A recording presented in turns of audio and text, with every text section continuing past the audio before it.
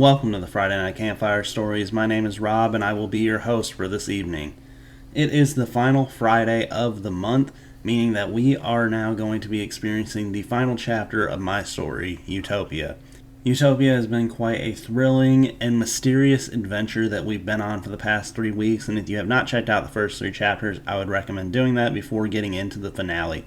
But if you're all caught up, then you know that we have seen Anna grow up through her life in this perfect town, living the perfect life. However, it's a little too perfect.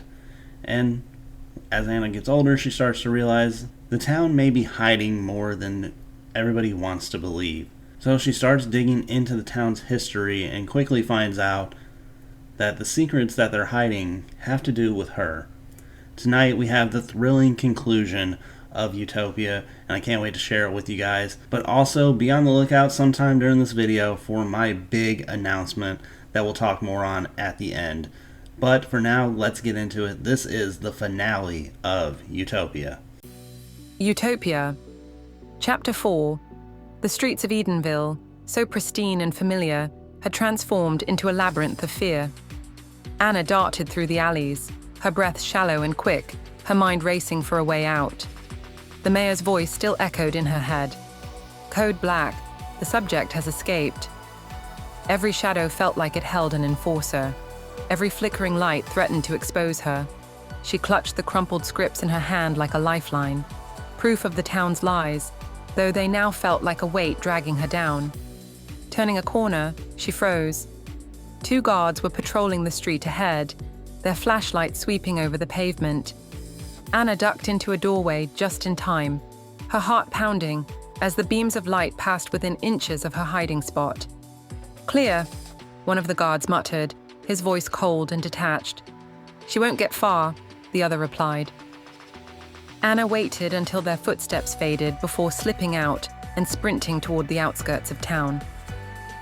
Her goal was simple: reach the next town over. Somewhere outside Edenville, she believed, lay the answers she desperately needed. She weaved through backyards and cut across parks, the perfectly manicured lawns eerily empty.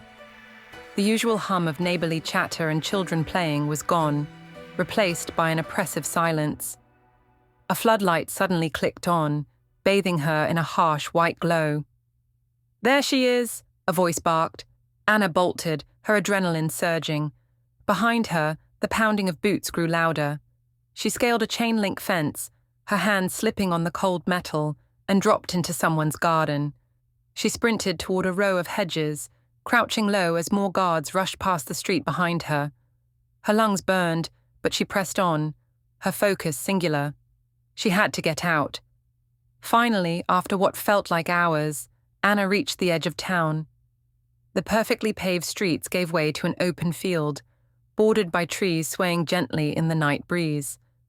Relief washed over her as she stumbled forward, her gaze fixed on the faint outline of a road leading away. But then, she hit something. The impact sent her sprawling backward, her head spinning. Anna blinked, her hand reaching out in front of her. Her fingers brushed against something smooth and solid, something invisible. Confused, she stood and pressed both hands against the air. It rippled under her touch, like the surface of a pond disturbed by a stone. "What is this?" she whispered, panic creeping into her voice. She pounded on the invisible wall, her fists striking uselessly against the barrier. Desperate, she threw her weight against it, and the surface began to shift. It wasn't just invisible, it was moving, like a curtain being drawn. Anna grabbed the edge of the ripple and pulled. Behind it was a stark concrete wall, towering and unyielding, stretching endlessly in both directions. Her knees buckled as the realization hit her. There was no way out. Edenville wasn't just a town, it was a cage. She pressed her forehead against the cold concrete, her breath shaky. "I'm trapped." The sound of approaching voices snapped her out of her despair. The guards were closing in. With one last glance at the barrier, Anna turned and ran back toward the shadows, her mind racing. She couldn't escape. Yet. But if Edenville was a cage, there had to be a door somewhere. Anna wiped the sweat from her forehead, the weight of her failed escape pressing heavily on her chest. She crouched behind a hedgerow at the edge of the field, scanning the eerily quiet town. Guards patrolled in pairs, their flashlights sweeping methodically over every corner. The mayor's booming announcement still echoed in her ears, amplifying the suffocating tension. "Think, Anna," she muttered under her breath, her fingers curling tightly around the crumpled scripts in her pocket. "If I can't get out, I need to figure out another way." Her mind raced, latching onto the tunnels she had discovered beneath the mayor's office. They connected parts of the town, possibly the whole town, and might offer her a chance to move undetected. But going back to the mayor's office was too dangerous. It would undoubtedly be heavily guarded. Then, a thought struck her. Dr. Elias's house. If the mayor had a hidden entrance, maybe Dr. Elias had one too. The doctor played a main role in the operation, and his house might hold secrets, just like the mayor's office had. She steeled herself and began creeping toward the residential streets. Every movement felt agonizingly slow, each sound amplified in her ears. As she slipped between two houses, the crackle of a radio startled her. "All units report to Quadrant 4. Possible sighting." Anna flattened herself against the wall, her heart hammering. Two guards rounded the corner just ahead, their heavy boots crunching on the gravel path. She held her breath, willing herself to become invisible. "She's smart, but she won't get far," one of the guards muttered, his flashlight sweeping dangerously close to Anna's hiding spot. "We'll find her. It's only a matter of time." The guards passed without noticing her, their voices fading into the night. Anna exhaled silently and pressed on, her footsteps as light as possible. When she finally reached Dr. Elias's house, it was cloaked in darkness, the curtains drawn tightly over the windows. The house looked untouched since the doctor's arrest, but the silence around it felt unnatural, like a trap waiting to spring. Anna hesitated for a moment before slipping around to the back door. She jiggled the handle. It was locked. Undeterred, she found a loose garden stone and used it to smash the pane of glass on the door as quietly as she could manage. Reaching inside, she unlocked the door and slipped into the house. The air inside was stale, the faint smell of antiseptic lingering. The familiar sight of Dr. Elias's organized chaos, a desk piled high with papers, medical books strewn across the coffee table, felt almost comforting. Almost. Anna moved cautiously, her eyes scanning for anything that might hint at a hidden entrance. She started with the closets, pulling them open one by one. Coats, shoes, cleaning supplies, nothing out of the ordinary. In the study, she found a large bookshelf. Running her fingers along the spines of the books, she pressed against the shelves, hoping for a hidden mechanism. Nothing moved. Frustration began to creep in, but Anna forced herself to stay focused. The answer had to be here. She entered the bedroom, her steps tentative. The room was sparse with only a bed, a nightstand, and a tall wardrobe. She opened the wardrobe and pushed aside the neatly hung lab coats, her hands brushing against the back panel. It shifted under her touch. Anna's breath caught as she pushed harder. The back of the wardrobe gave way, revealing a narrow staircase descending into darkness. "Bingo," she whispered, her heart pounding. Before stepping in, Anna glanced over her shoulder, half expecting the mayor or a guard to appear. The house was still, but the sense of being watched clung to her like a second skin. With a deep breath, she stepped into the hidden passage, pulling the wardrobe door closed behind her. Darkness enveloped her as she descended the staircase, her hand trailing along the cold, damp wall. Whatever lay ahead, Anna knew there was no turning back now. Anna descended deeper into the tunnels, her pulse quickening with each step.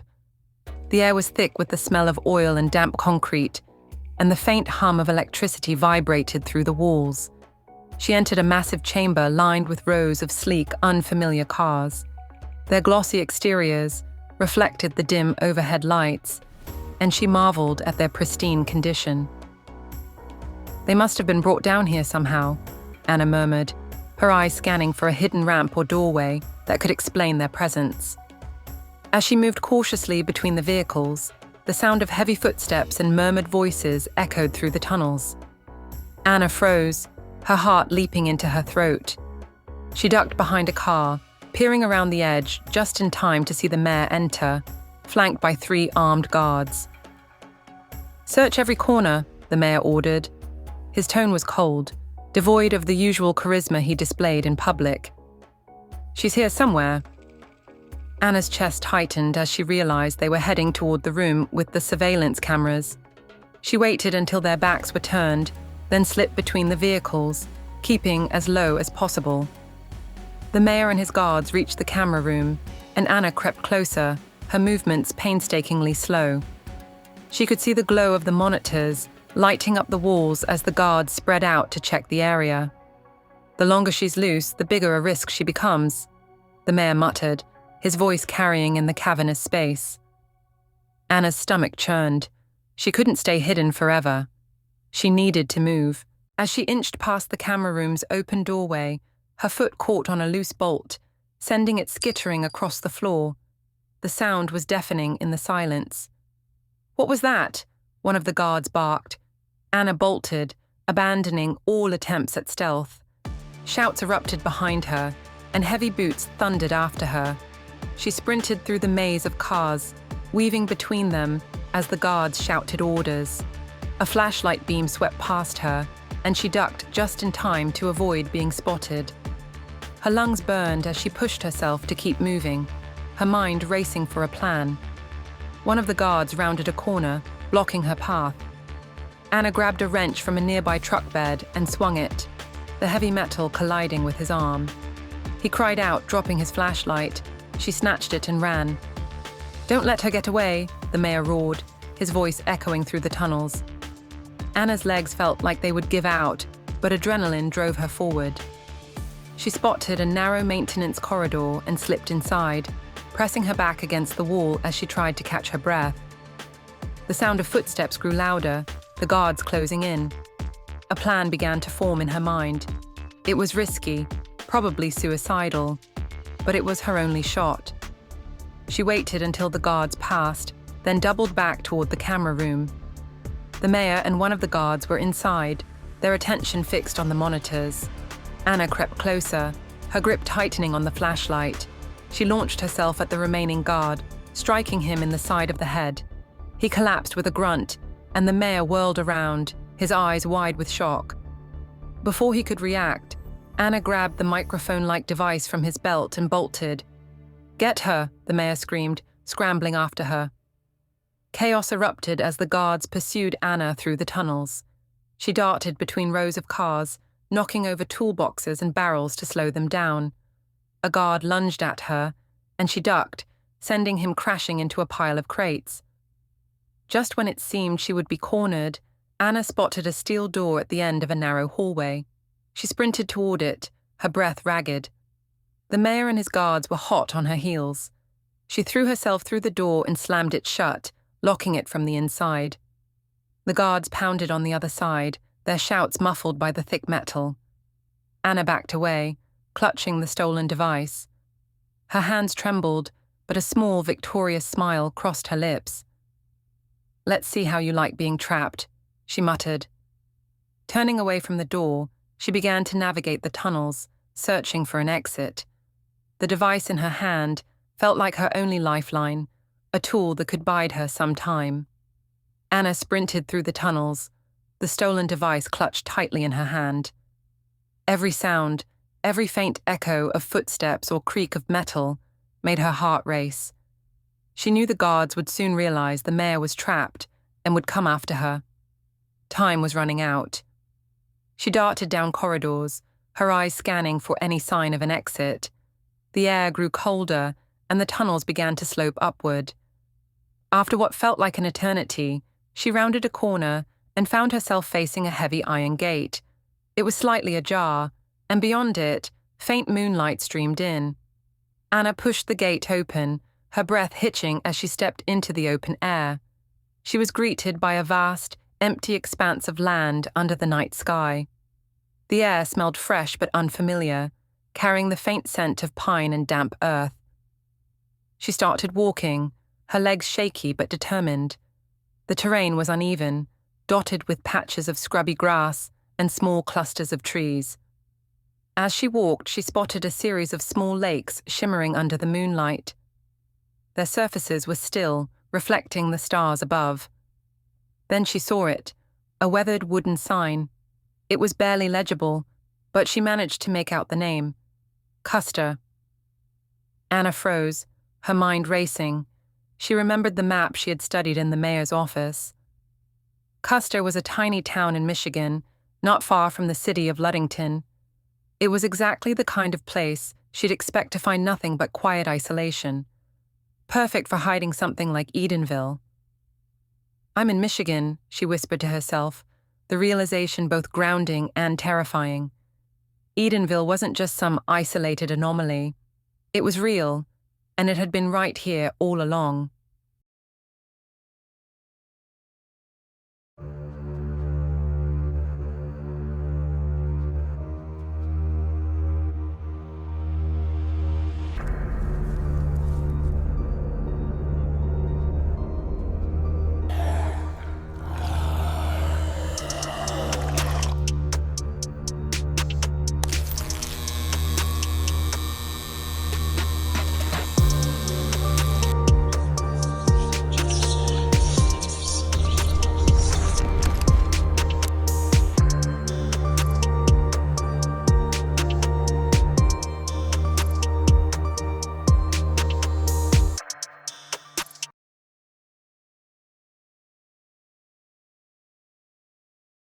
She looked around, trying to orient herself. The vast emptiness stretched in all directions, but she knew from the map that Ludington lay to the west. It would be a long walk, but it was her best hope of finding help, or at least a way to figure out what to do next. The night was eerily quiet as Anna trudged on, her thoughts racing. Questions swirled in her mind about what she had uncovered, who she could trust, and what would happen if she were caught. But one thing was clear. She was no longer willing to play along with Edenville's facade. With each step, she grew more determined. The lights of Ludington weren't visible yet, but she clung to the hope that they would be soon. It was her only chance to escape the shadow of Edenville and expose the truth to the outside world. Anna reached Ludington just as the first hints of dawn painted the sky in shades of pink and orange. The town was a stark contrast to Edenville. Where Edenville's streets were pristine and eerily perfect, Ludington's were alive with subtle imperfections, cracked sidewalks, peeling paint on storefronts, and the occasional flickering streetlight. It was raw and real, and Anna found it strangely comforting. She wandered through the quiet streets, her eyes darting to the closed signs hanging in most of the shop windows. A diner on the corner had a sign promising it opened at 6 a.m., and she made a mental note to return. For now, she kept moving, taking in the sights. The town square had a weathered statue of a sailor, a nod to the town's history with the Great Lakes. There was a park with an old playground, its swing swaying gently in the early morning breeze. The houses were varied in design and size, some well-kept, others showing their age. It was nothing like Edenville's uniform perfection. Here, everything seemed normal. As the town began to stir, Anna slipped into the diner, blending in with the early risers, mostly fishermen and locals grabbing coffee before work. She ordered the cheapest thing on the menu, a plain bagel, and nursed a cup of coffee, keeping her head down. Anna debated telling someone about Edenville, but every scenario in her mind ended the same way. Laughter or disbelief. Who would believe her story about a fabricated town, actors posing as residents, and a sinister mayor? The idea of being dismissed, or worse, being reported to someone who might send her back, kept her quiet. Instead, she decided to observe and blend in. Over the next few days, Anna kept to the shadows of the town. She spent her nights sleeping in the park, under a gazebo, and her days wandering the streets, looking for odd jobs or opportunities to stay under the radar. At the marina, she found work helping an older man named Gus, who needed an extra set of hands repairing his fishing boat. Gus didn't ask too many questions, and Anna was careful to reveal as little as possible about herself. In return, he paid her in cash, enough to buy food and keep herself going. She also spent time in the local library, using the public computers to research Edenville again. This time, there was no internet disruption, but frustratingly, there was still no trace of the town online. She realized how thorough the mayor's operation must be. Edenville truly didn't exist in the world outside its walls. The anxiety of being caught never fully left her. Every time a police car passed, her heart raced, and she ducked into an alley or behind a building. She knew it was only a matter of time before Edenville sent someone after her. Despite her best efforts to remain inconspicuous, Anna began to notice things that made her uneasy. People at the diner seemed to glance at her a little too long. A man at the marina asked if she was new in town, his tone overly curious. She couldn't tell if it was paranoia or if she was truly being watched. Anna knew she couldn't stay in Luddington forever, but for now, it was the closest thing to safety she had. She resolved to keep moving soon.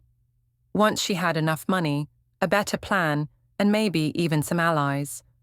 Until then, she would remain the girl in the shadows, hiding from a world she didn't understand, and plotting her next move. As the sun dipped below the horizon, casting Luddington in shades of deep orange and purple, Anna made her way toward the lighthouse. It stood tall and solitary at the edge of the marina, its silhouette outlined against the darkening sky. Gus's offer had seemed almost too good to be true, but desperation outweighed her caution. He had offered $200 in exchange for some help at the old lighthouse that evening. Anna hugged her jacket tighter against the chill and glanced over her shoulder every few steps. The streets were empty, yet she couldn't shake the feeling of being followed.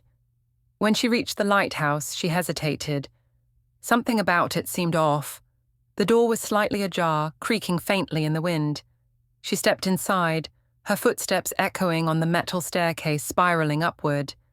The air inside was stale, and the faint sound of voices drifted down from above. Anna froze, straining to make out the words. She couldn't.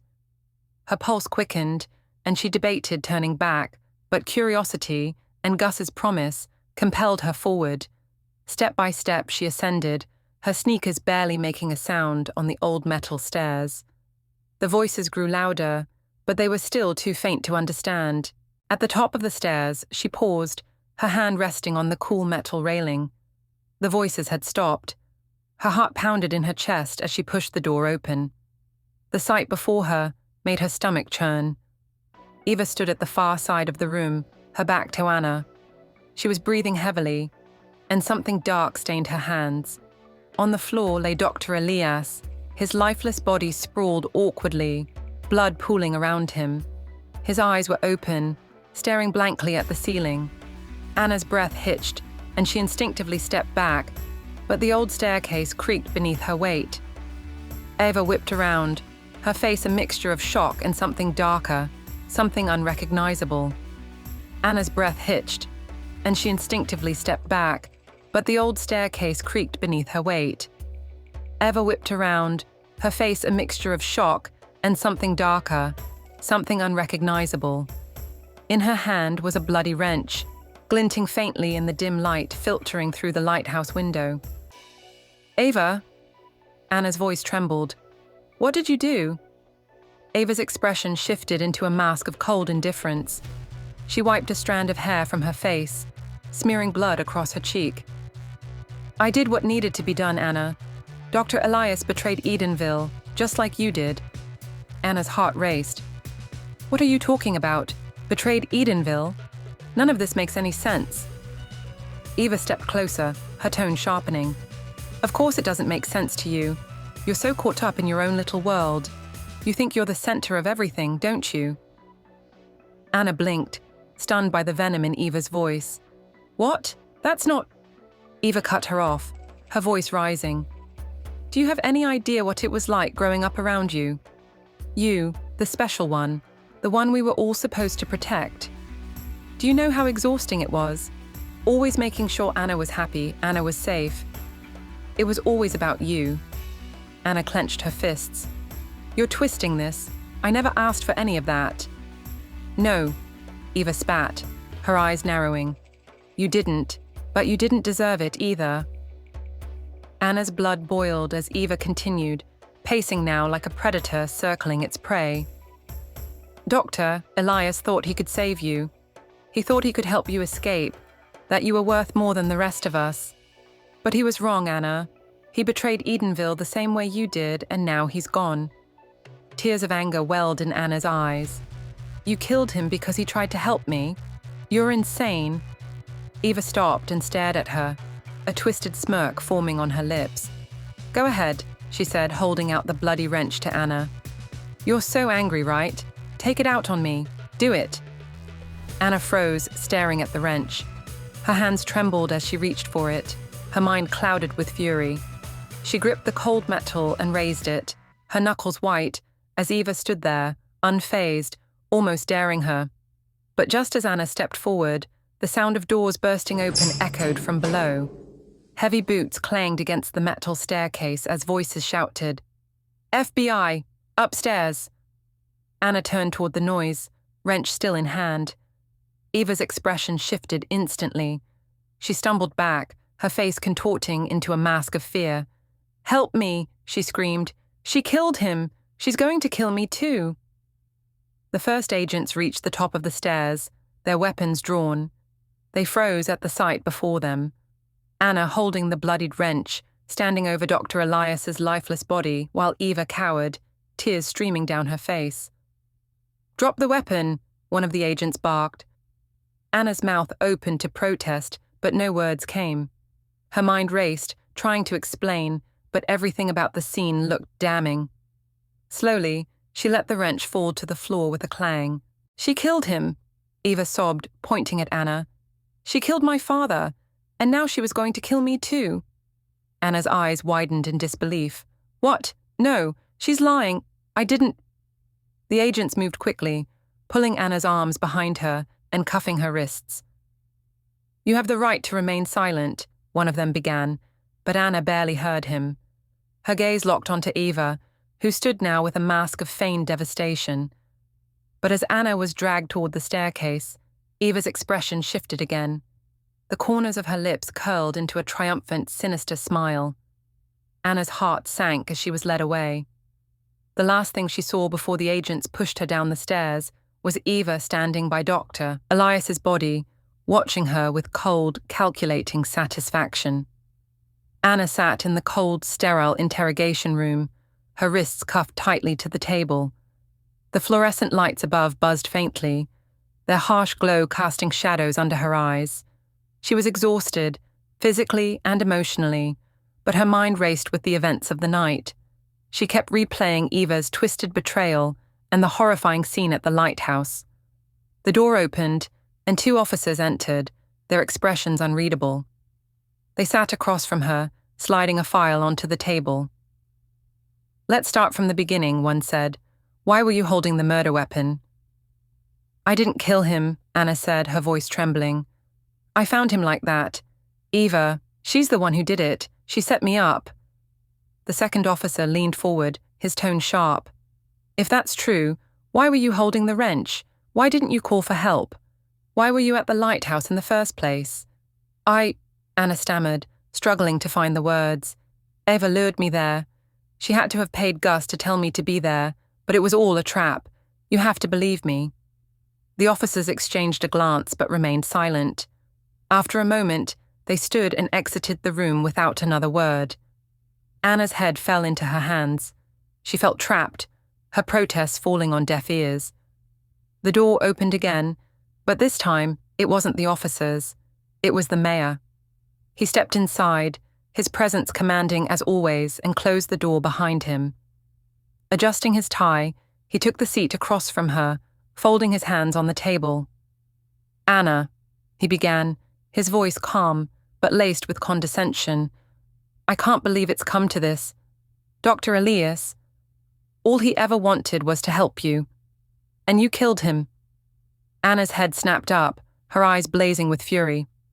"I didn't kill him. Eva did. You know this isn't true."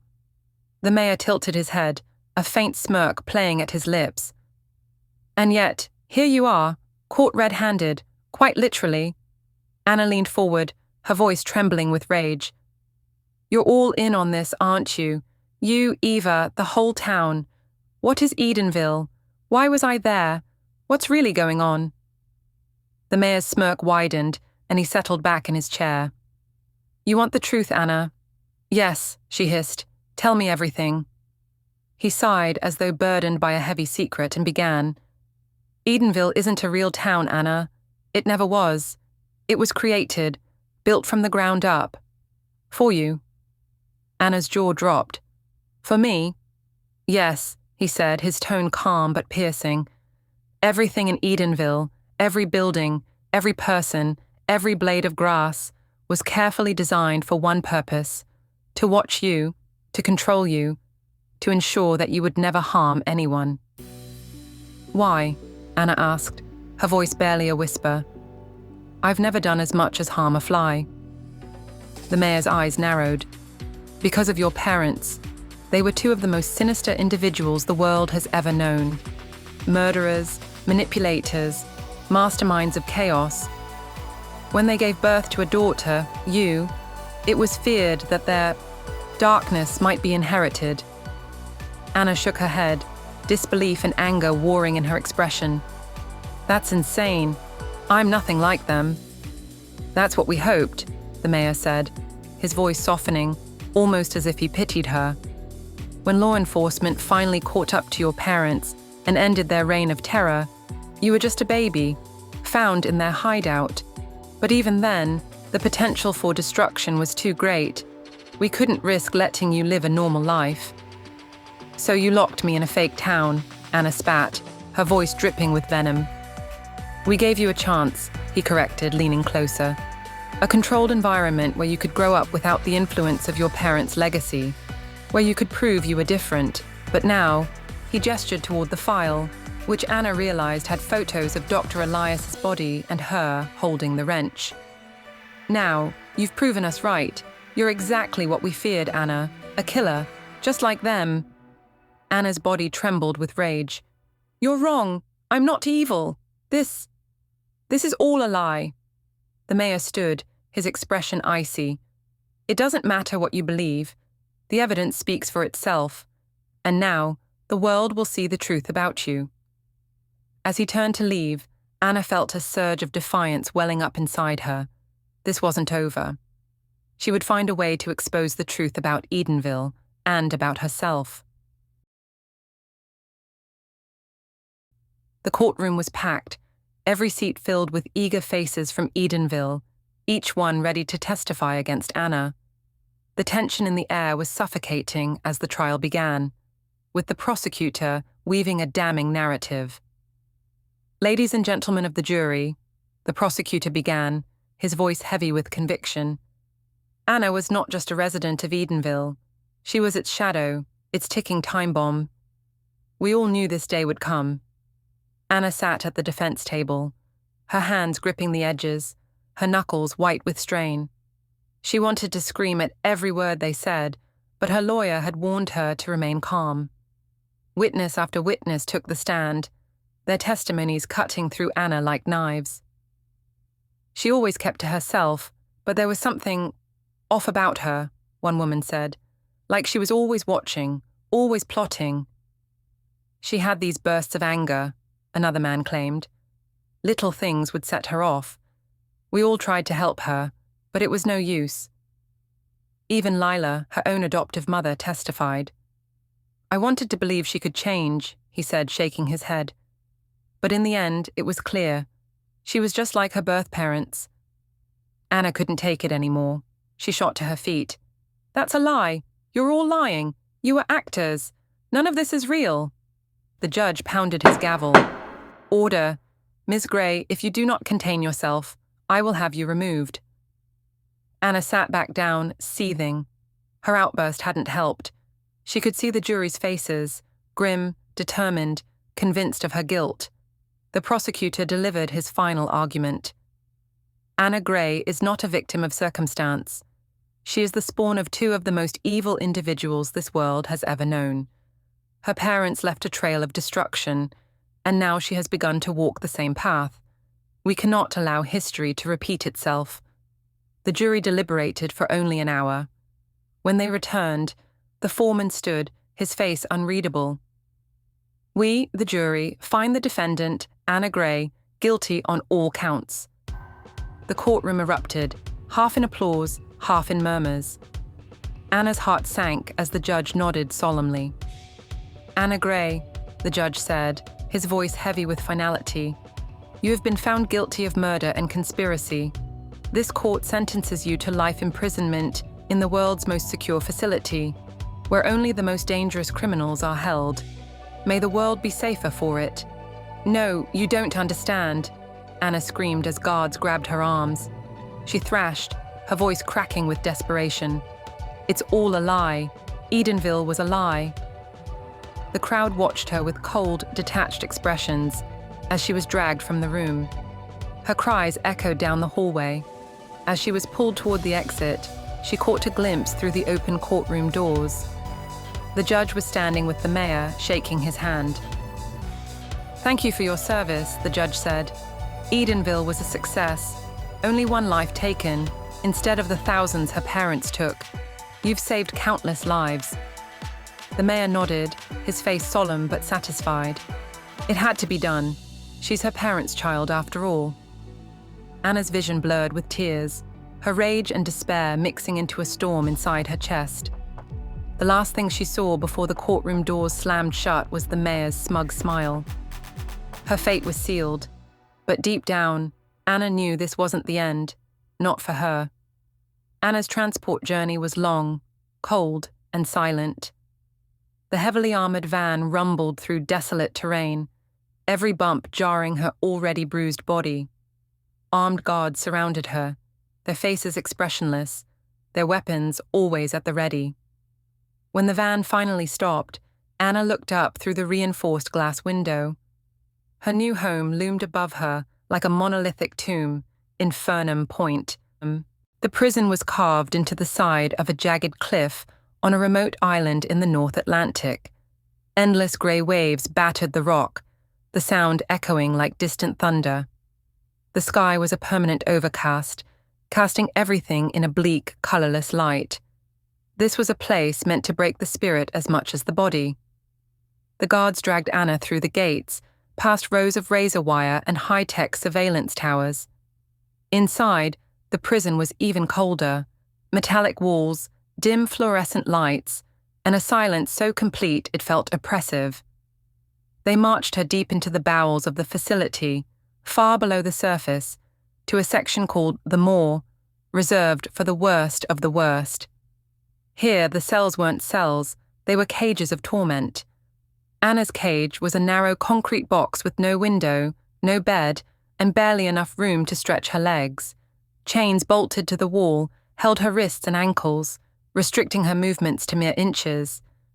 The air reeked of mildew and decay, and a small grate in the floor served as the only toilet.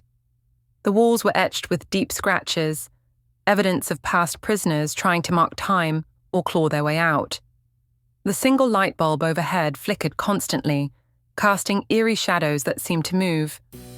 The food, when it came, was slid through a slot in the door, a grey, unidentifiable paste that barely passed for sustenance. The only sounds were the distant screams of other prisoners and the occasional metallic clang of doors slamming shut. Anna sat in her chains, staring at the cracks in the floor. Her body ached, her throat was raw, and her mind was a storm of anger and betrayal. Her thoughts raced. They think they've won. The mayor, Eva, all of them. They think this is over. She clenched her fists, the chains rattling faintly. They built Edenville to cage me. They lied to me, manipulated me, and destroyed my life. But they don't know me. They don't know what I'm capable of. Her lips curled into a faint smile, a spark of defiance burning in her chest. One day, I'll get out of here. One day, they'll see what happens when you try to break someone like me. The flickering bulb overhead went out for a moment. plunging the cell into darkness. In that darkness, Anna's resolve solidified.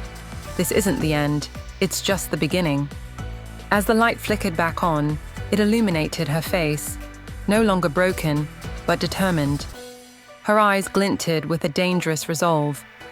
In the silence of Infernum Point, a war was already beginning, and Anna Gray was ready to fight. That is going to do it for Utopia. I hope that you guys did enjoy. If you did, be sure to click that like button and hit that subscribe button. We may be done with one story, but we're going to be starting another one next week. So you'll want to stay tuned and come back for the next story next Friday. Also, if you noticed during the video, I had my little trailer for my big announcement. My third book, The Hollow Season, is coming out on August 1st. Pre-orders for the e-reader editions open on July 1st, and I am so excited for this book. This is the third book I've released, but the first two just weren't what I really wanted them to be. The first one, A Whisper in the Shadow, was kind of rushed. I love the stories in it, but I feel like the writing was definitely showing that I was very new to it and didn't really know a whole lot of what I was doing. And then in my second book, A Perfect Journey Through Villainous Eyes, I thought the writing was better, but I also felt like it carried on a little too long because I was so obsessed with, I want to have this giant book. I wasn't the biggest fan of it, but The Hollow Season is absolutely perfect to me. It's got 6 such powerful, unique stories that take you on such a thrilling, terrifying ride, as they are going to be all horror themed now that we're heading in closer to the spooky season, into the autumn months. I can't wait to share it with you guys, and I want to let you guys know that you guys have your own chance to win a copy of The Hollow Season. I'll be giving away 3 signed copies. If you're new to the Friday Night Campfire Stories YouTube channel, I make 3 full-length videos every single week. Every Monday I do an episode of Echoes of the Past, which is my paranormal history and haunting series. Every Wednesday I do an episode of Far From Fiction, which is my true crime series. And every Friday, what you're watching now, the Friday Night Campfire Stories. I will be giving away 1 signed copy for each of the series. So all you have to do is watch the videos, click that like button, hit the subscribe button, and then leave a comment. Shorts won't be counted for them, but the full-length videos, like I said, all you gotta do is like, comment, subscribe. That giveaway will start on Monday with Echoes of the Past, and then we'll be doing a second giveaway for Far From Fiction and a third giveaway for Friday Night Campfire Stories, but you can enter all of them for absolutely nothing. All you have to do, like I said, like, comment, and subscribe, and then you will be entered in. We'll be doing the drawing on July 25th, and it'll be announced in the Friday Night Campfire Stories YouTube channel, and I'll be sending them out the very next day. So there's a very good chance you could even get it before the actual release of the story. So you definitely want to stay tuned for that. We have so much planned, and I can't wait for you guys to experience the Hollow Season, as well as what we have next here on the Friday Night Campfire Stories YouTube channel. So definitely hit that like button, hit that subscribe button. We'll see you next week. And as always, thank you for spending a little bit of your evening here with me.